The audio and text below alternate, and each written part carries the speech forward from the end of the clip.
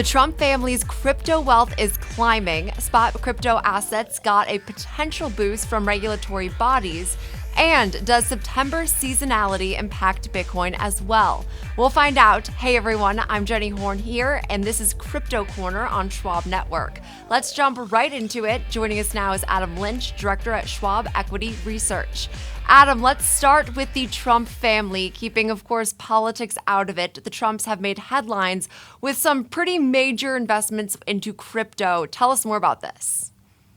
They have, yeah, sure, Jenny. The Trump family has indeed made quite a few crypto-related headlines recently. From the president's pro-regulatory agenda to meme coins named after him and the First Lady, they've been involved in the industry at almost every level. This week's headlines were about World Liberty Financial, a DeFi protocol and cryptocurrency company founded in 2024.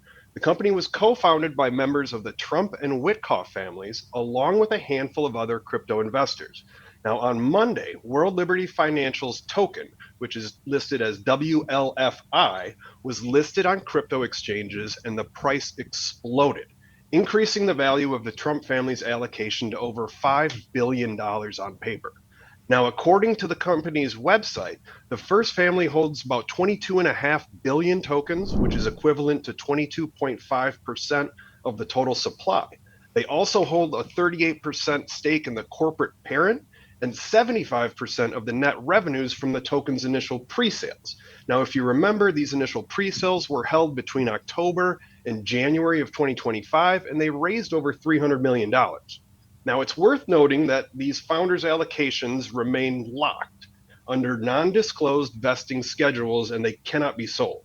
And while these paper values are substantial, keep in mind they're unrealized, and any future sale of the token would likely impact the price pretty significantly.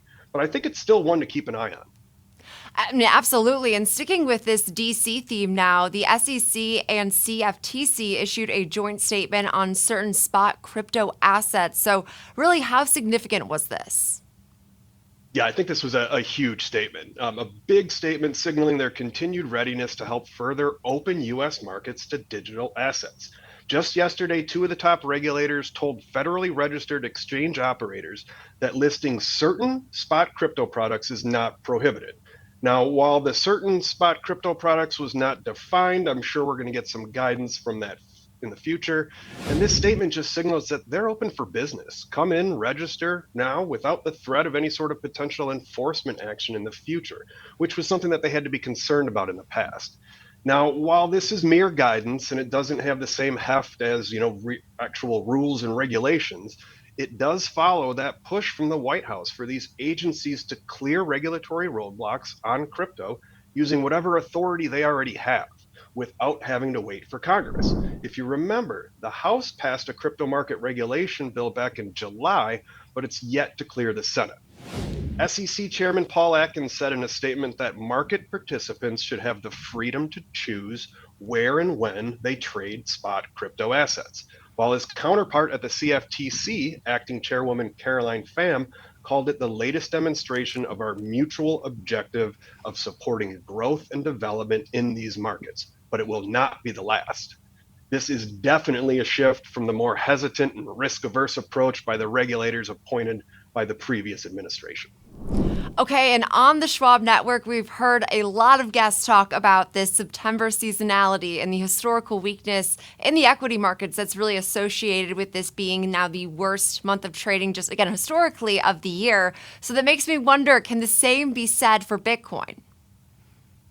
Yes, seasonality in the markets is a fascinating subject.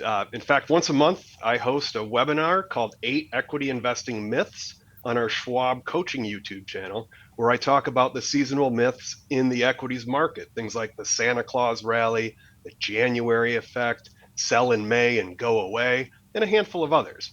Maybe a little lesser known is what you're referring to, which is called the September effect. This essentially refers to that historically weak stock market performance observed during the month, which has, as you mentioned, been the worst performing month on average over the past 100 years. Now, while we don't have anywhere near that sort of history for Bitcoin like we do for the stock market, we do have a decade plus of results which have shown that since 2013, Bitcoin has delivered an average September return of negative 3.5%, closing lower in 8 out of the past 12 September months. That's per data from CoinGlass.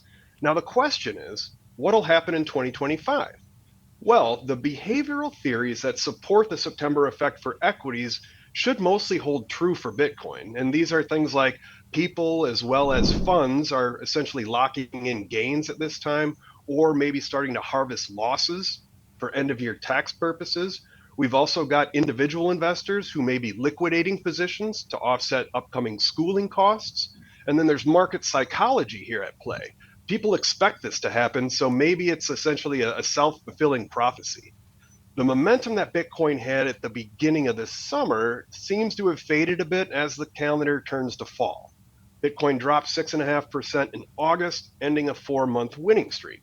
And this year's September setup includes geopolitical concerns, sticky inflation, and Fed uncertainty. But whatever happens in September, let's keep our mind on October, because it's right around the corner, and it is the best month for Bitcoin.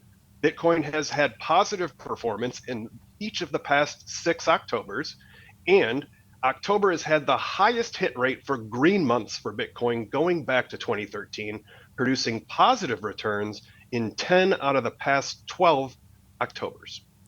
Okay, yeah, and I sort of look at it as like bad news. You typically want to receive the bad news first, followed by then the good news, which is maybe perhaps everything to come in October, although we are already in the thick of September. And I will say, for all of the doom and gloom headlines, it has not been so bad as a lot, I think, of analysts and speculators would have you think. So really great insight, and we so appreciate it. Adam Lynch, director at Schwab Equity Research. That does it for Crypto Corner. You can find all of our episodes on YouTube and schwabnetwork.com. I'm Jenny Horne. Thanks for tuning in.